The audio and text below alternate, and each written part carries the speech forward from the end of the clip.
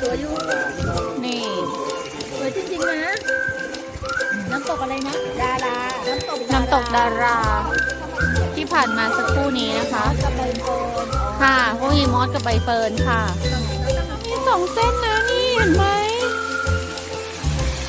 ว้าวมีสามเส้นไหมเย้สวัสดีค่ะยินดีต้อนรับสู่ช่องคิมมาริชาแนลนะคะตอนนี้เราอยู่ที่จังหวัดตากค่ะแล้วก็เราก็กำลังจะลงแพนะคะไปที่น้ำตกชีลองโซค่ะทุกคนเดี๋ยวเราขึ้นไปข้างบนกันนะคะเป็นแพกัน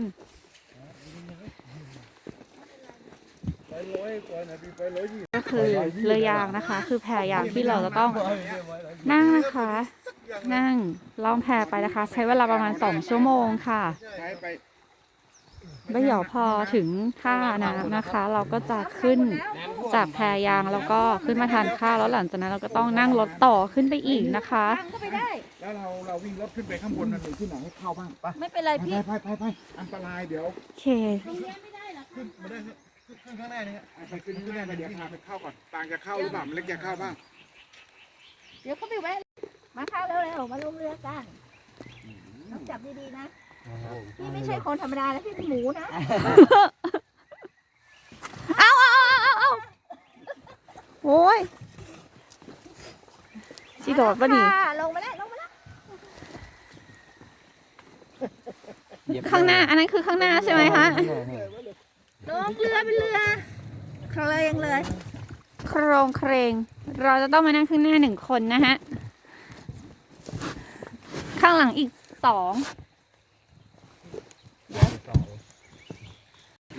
ง่าเป็นธรรมดามาลงน้ำใช่ป่ะออกเดินทาง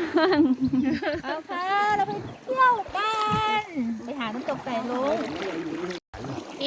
เปียกไม่ว่าหรอกแต่มันหนาวแล้วไปทำค่ะพอลงเรือปุ๊บเท้าก็เปียกปั๊บลืมบอกไปครับขึ้นมาแบบว่ามีรูฮะต้องลองนะครับเต้คิดแล้วเราว่ายาวรองเท้าแตะไม่ทำไปเดินข้างบนใช่ไหมและแล้วแทนแล้วก็ห่วงว่าเดี๋ยวเวลาเราไปเดินนี่ดูนะกุ้งสิแช่หมดแล้วใช่แต่เราใส่รองเท้ายางมาน้องแบงค์นั่งตรงกลางเราใส่รองเท้ายางมาเราต้องนั่งตรงกลางก็นี่ไงกลางเราต้องระมัดระวังรองเท้าของเราเนี่ยเปียกนะอย่าจะไม่งั้นยืนไปข้างหน้าอย่าไปถกเท้าเขาแย่เข้าไปข้างหน้านี้ข้างล่างตรงพื้นอ่ะผมรู้ว่ามันไม่โดนฮะไม่ใช่ลอยน้ำไปนะไม่ต้องถอดหรอกแต่ที่จะไม่เกี่ยวเฉยๆลอยน้ำหายไปใส่มันไปเถอะไม่เป็นไรโอ้โหขอนไม้ไม่ใช่สะพานเขาเป็นหนังเดี๋ยวมันจะเหม็นใส่รองเท้าหนังมานี่มาตรฐานของคนไทยครับทำไมอ่ะเอาแก้วเลยเจ้าชายอยู่ไหนคะเขาบอกให้ใส่รองเท้าแก้วหาเจ้าชายก่อน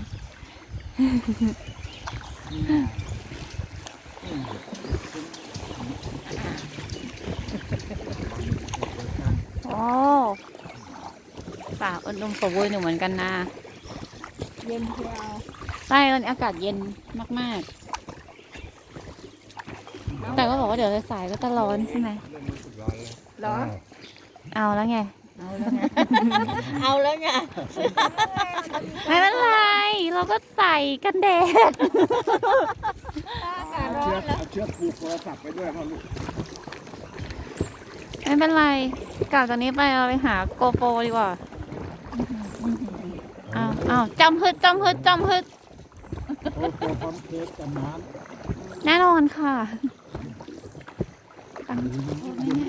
เย็นสิขนาดมันนี่ยังเย็นเจี๊ยบเลยถึงได้ไม่กล้าเอาขาลงไม่กล้าขอลงอย่าเอาลงเลยต้องถอดรองเท้าเลยรองเท้าผ้าใบอีกเนี่ยเตรียมมาจ็อกกิ้งในป่าเตรียมเดินป่าไง ส่รองเท้าแตะเดี๋ยวเราเดินลำบาก เรือแล้วมีน้ำเข้ามาในเรือด้วย กะว่าเอารองเท้าอะไรที่ไม่ลื่นเนี่ย นี่แหละจอดอยู่ที่บ้านดึงหยิบมาเลยฟังดิเรือแห้งสำหรับตอนอยู่บนบก ดี นายหันไปถ่ายรูปคนถ่ายคนพูดเลยดิ ค่ะ ใบมีแม่บ้านผมเรียกพยานไรใบ เหรอ อ๋อ อีกอย่างก็คือไม้ใกล้ฝั่งนะ ว่าให้ใกล้ฝั่งน้ำนี่ลึกไม่น้องคนนี้ค่ะ ที่บอกว่าเรือจะแห้งเมื่ออยู่บนบกน้ำมาน้ำเข้ามาเลยนั่น เรือแห้งอยู่บนบกจริง เห็นไหมหน้าตาเราเอาการแต่สงสัยจะอายุไม่ยืน อีกสักพักหนึ่งนางก็จะลงมาอยู่ข้างล่างนะคะ มันมีตะเข็บ อ๋อจุกลม แล้วนี่ดูข้างล่างแล้วนี่ลมมันรั่วแล้วมันจะไปถึงที่ไหมเนี่ย ต้องถึงสิ ไม่ถึงได้ไง อ๋อเขามีจุดปั๊ม อ๋อที่จะให้เราเข้าห้องน้ำแล้วถอดแมสก็ได้ไหม ผ่อนเหรอ ใช่ อ๋อนี่ไงผ้า แต่แล้วปากเรายังไม่แดงเลยอ่ะ เด็กชื่นถอดแมสเลยมันเหมือนมีของ ที่ เขา เขา อะไร ถอดเพราะว่า อ๋อมีควันเหรอมันเหมือนควัน ควันเขาเผาอะไรสักอย่างหรือเปล่า ควันนะคะ ทุกคนไม่ใช่หมอก หมอกควัน หมอกจางๆและควันไม่เอาสิเดี๋ยวติดลิขสิทธิ์ น้องเก็บแมสเอาไว้ถ่ายเริ่ม เอาละครับทุกคน มีช่องเล็ก เราจะไม่เข้าไปในช่องนั้นนะ ๆนี่ไง ว้าว และข้างหน้าก็น้ำท่วมค่ะ ดีใจ เป็นน้ำเรือแล้วก็โดดน้ำโรงแรมก็ดูการเดินไป อ๋อ ก็สวยนะ ที่เรานั่งนี่ก็คือต้นน้ำนี่ ทำเป็นเม้นอ่ะต้นน้ำแม่กลองแล้วแม่น้ำแม่กลองคนละอันกันใช่ปะ คนละอัน อันนี้คือต้นน้ำเนี่ยคะ ต้นน้ำแม่กลองใช่พ่อนี่มันแค่มันเป็นต้นน้ำเขาเป็นต้นน้ำเขาไม่ใช่แม่น้ำแม่กลอง ต้นน้ำแต่มันก็ไหลไปบรรจบกันแล้ว บรรจบกัน แม่กลองเป็นนู่นเป็นนี่เป็นนั่นไงที่อ่าวไทยไงปิ้งว่างโยมน้ำรวมเป็นศาสตร์อะไรกันเดี๋ยวเปิดวิชาเรื่องวิศาสตร์ตอนนี้ ชัก กำลัง แม่ สอนวิชา น้ำ ภู ที่ มิ สี่ ศาสตร์ ห้าซ้าย ตำราเรื่องไหนมา ปิงวังยมน่านยันแม่น้ำนาย ต้นน้ำแม่กลองแต่ไม่ใช่แม่น้ำแม่กลอง ก็ใช่ไง ก็ไม่ใช่แม่น้ำแม่กลองไง มันคือต้นน้ำ มันเป็นต้นไหลมาจากป่าแล้วเดี๋ยวมันก็จะไปประจบกันแล้วก็แยกเป็นนู่นเป็นนี่เป็นนั่น ค่ะ ประมาณนั้น แล้วเดี๋ยวก็ เอาละ แล้วก็เป็นแกเริ่ม เริ่ม มีข้อหาแกเริ่ม ว่าไปนั่น ใหญ่ฝ่าไอ้ที่ใหญ่กว่าแปรใหญ่เป็นแกก็เริ่ม แล้วเห็นเขาบางทีพวกไปเที่ยวอ่ะเขานั่งเรือแพอย่างเงี้ย มันขึ้น ลุยตึ้งอ๋อนั่นแหละที่เขาบอกว่ามีระดับ1 2 3 4 5ถึง7อะไรแล้วแต่ที่ไหนแล้วแต่ภูมิประเทศของแต่ละที่อะไรน้ำอ่ะแต่ตรงนี้เราได้แค่นี้ใช่ค่ะที่พี่บอกว่าพี่ไปที่เชียงใหม่แล้วพี่เลือกแค่ระดับ แค่นี้ก็พอแล้ว กลางก็แค่ลงประมาณสักครึ่งเมตร แต่ถ้าระดับสูงสุดมันจะจุ่มมันอย่างนี้เลยแต่ไม่เอาขนาด มี นั้น ต้นหญ้าด้วย ไม่รุ่นชอบใช่ อันนั้นก็จะเด็กๆ ปล่อยเข้าไป นั่นแหละใช่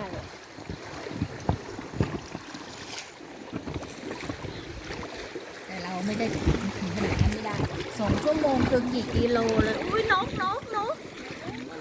คุณว่าถ่ายทันปะเลย2 ชั่วโมงด้วยเหรอ ตัวบิดเนี่ยที่ เหรอ อ๋อ เดี๋ยวผมจะช่วยดูครับมันจะมีหมวกกันน็อกสีแดงตรงหน้าโค้งข้างหน้า ไหนอ่ะ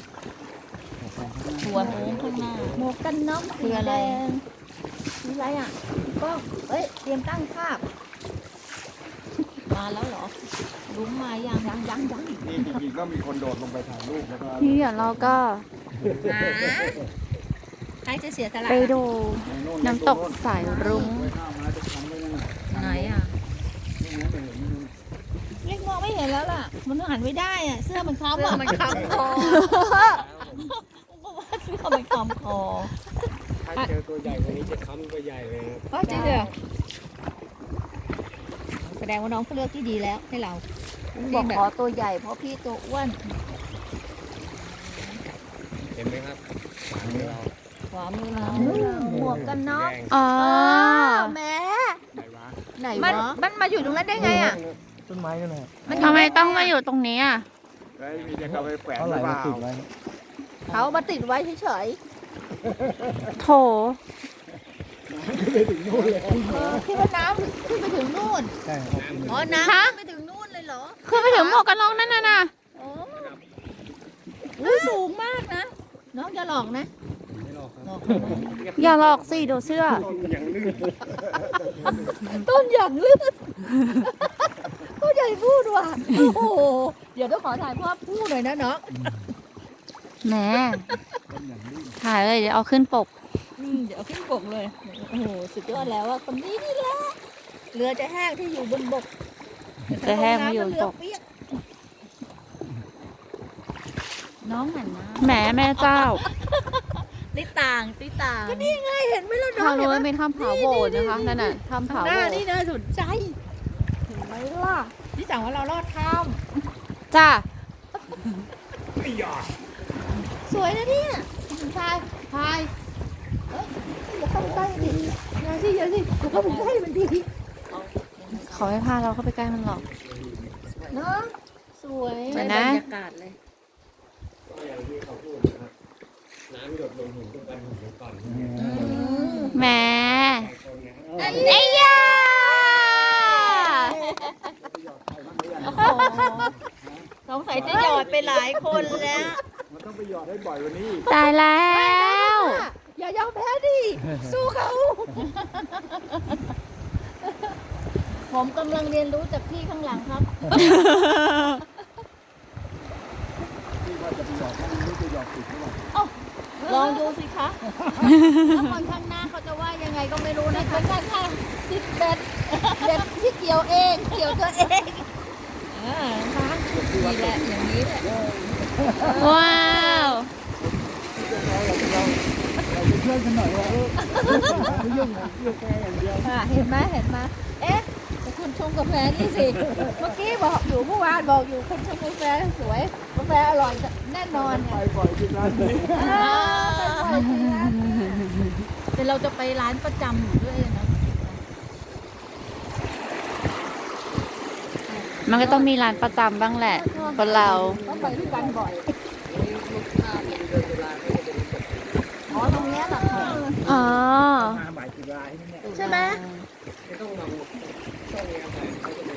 โอ้โหมันน่าจะสวยเนอะถ้าเป็นน้ำตกอย่างนี้นเป็นทั้งแผงเลยเหรอคะ อ๋อ ต้องมาหมายเดือนตุลา ตุลาหน้าฝนป้าหนาตรงเนี้ย มันน่าจะ หน้าฝน เนาะ ปลายฝนต้นหนาว ปลายฝน ก็เหมือนที่พี่ กลางเดือนตุลาก็ได้ นานเห็นไหมเที่ยวมากันที่เราเที่ยว 18 ตุลาถึง 28 ตุลาเอาช่วงที่มาเหนือค่ะแต่ไม่มาทางนี้เยอะค่ะแต่คนเยอะ เจอฝรั่งล่ำบึกด้วยแหละ ตอนที่เราออกมานั่งรอ ไหนอ่ะ ไม่ใช่ ตอนที่ไปเนี่ย ชาสา นี่จะไปพูดเดี๋ยวต้องไปลบเอาเบิกอะไรอ่ะพวกฝรั่งล่ำบึกก็ไม่เห็นเป็นไรเดี๋ยวพวกเราก็พูดเป็นฝรั่งล่ำบึกไม่ได้ โอ้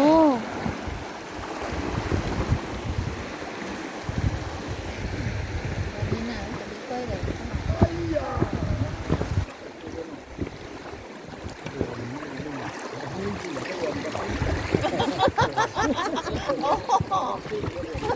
น้องบอกสงสัยจะยากครับคุณพี่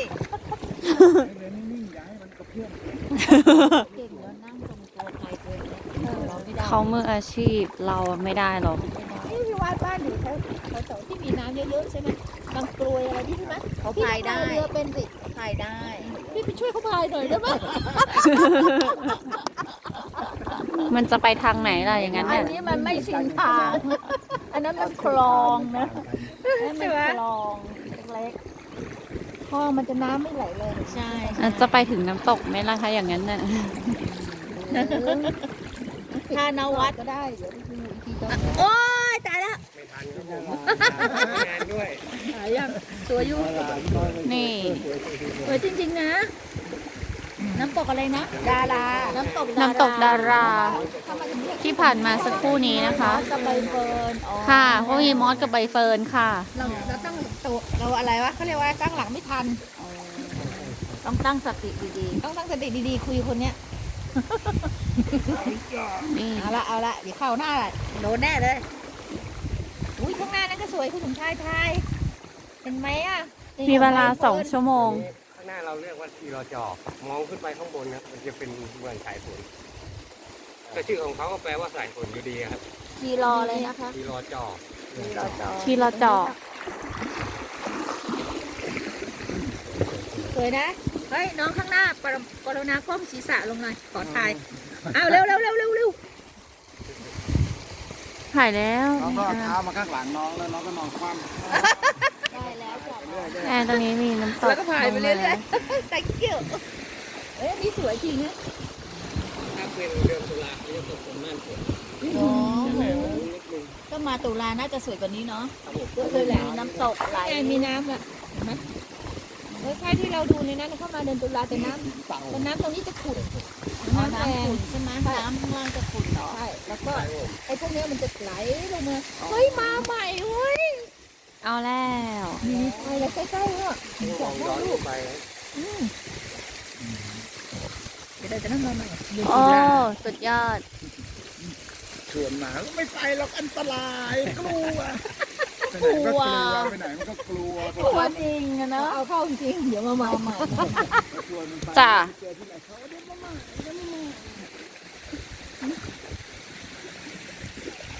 โอ้ยนี่ถ้าสมมติว่ามีน้ำตกไหลลงมาไม่ ไม่ เป็น ไร ไร เราเอาสวย ใช่ค่ะนี่ไงนี่ไงนี่ไงตกเนี่ยใช่ถ้าเป็นตกถ้าเป็นหน้าฝนมันจะไหลลงไปเยอะๆเลยใช่ไหมคะ นี่ค่ะ แล้วเราก็เปียกสิ เปลี่ยนแล้วเป็นที่ก็เลย เฮ้ยแสดงว่าไม่มีจริงหรอกหลอกอีกแล้ว ก็ผมใกล้ชิดธรรมชาติไงครับ เราคิด ไม่ ไง ถึงขั้นเปียก โอ้โห ไม่ได้เราอยากคิด อาชีพนี้ผมบอกไม่ได้เลยสุดท้าย อ่ะ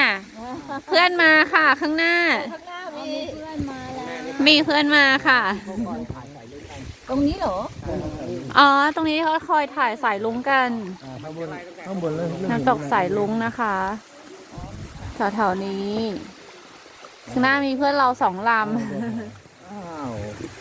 เรา เดี๋ยว แป๊บ จ นึ อง ดรออยู่ดีอ่ะตัวยัง ำก็ต้องจอดรอ มาแล้ว มาแล้วเหรอ ไหนไหนไหนไหน แดดอ๋อ แดด อ่ะค่ะ แดดหายอีกแล้ว โทรไปบอกเทวดาดิ ขอแดดหน่อยจ้า พระอาทิตย์ขอแดดหน่อยค่ะ สวยมาก ที่ทางซ้ายมันมีทางเดินทางซ้าย สวยมากทุกคน นี่มีจ้ะใส่ลงแล้วนี่ นี่ว้าว อันยังสวัสดีค่ะ ว้าวไปแล้วเห็นใส่ลุงไหมครับนี่ เห็นไหม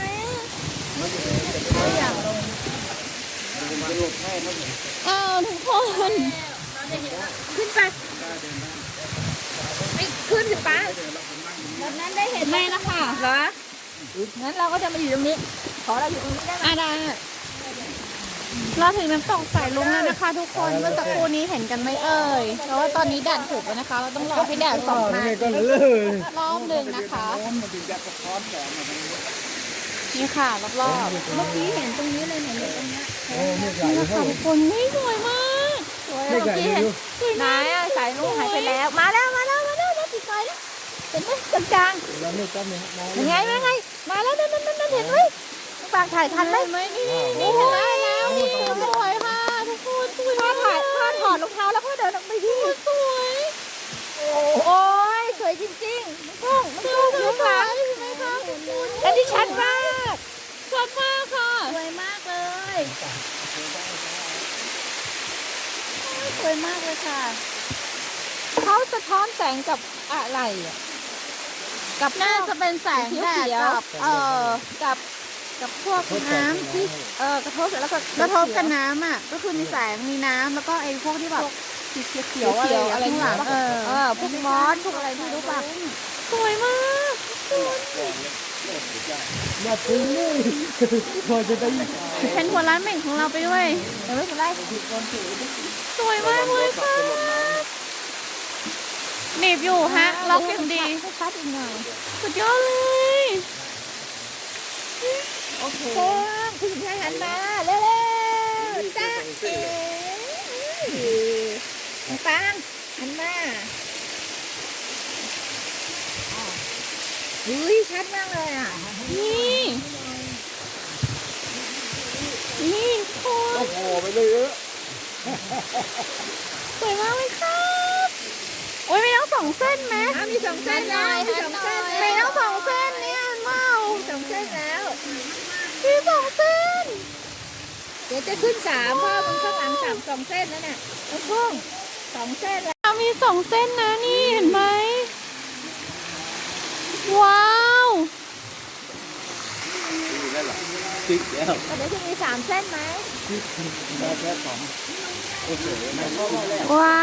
ว ค่ะ ดักดึงได้ไหมคะไม่ได้หรอกไม่เป็นไรพลาดที่นี่ เข้าไหม ที่ไหน เอา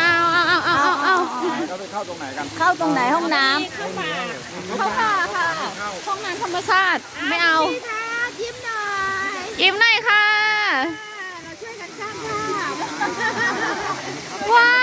ว เดี๋ยวเป็นประชาสัมพันธ์ อันนี้คนเป็นหน้าปกนี่แหละทุกคนอันนี้แหละคือหน้าปกของเรา นี่คือสิ่งที่เราอยากจะมาแล้วก็ทีนึงคือทีเราสู่ สวยมากเฮ้ยเราโมกอ่อนจากสายลุงไม่ได้ น้ำตกใส่ลุงคือดูตรงนี้เหรอแล้ว ใช่ใช่นี่เลย ข้างบนมันเป็นน้ำตกทีเราสู่ ว้าวโอ้ยสุดยอดเลยอ่ะทุกคน พี่ลองลงมาได้แล้ว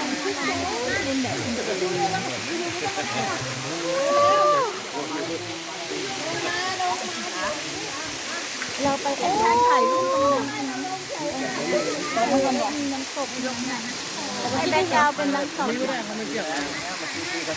อ๋อคุณวัดได้รูปตรงน้ำตกนี้แล้วใช่ไหมแล้วไงที่ดาว เรียบร้อยจ้ะเรียบร้อยโน่นจะยืนแล้วก็ไปยืน มันอยู่ที่มือ นี่ นี่ ไปแล้วนะคะ น้ำตก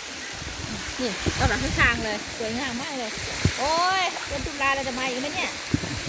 แม่น้องเดี๋ยวพี่มาผูกคนพาย2 คนนี้ดีกว่า ต้องบุคลิกเอาไว้ บุคลิกเอาไว้เลย บุคลิก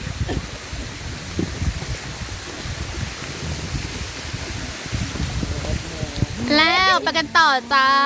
เงยหน้าหน่อยน้องข้างหลังเงยหน้าหน่อยคนพายเรือหันมาไม่มองเอาละโอเคมันก็น่าเห็นคงเป็นตลอดเลยนะใช่น้ำตกนี่ไงลุงตรงนี้ก็มีไหน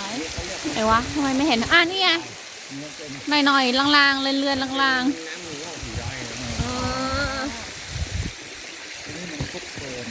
ใช่ ๆ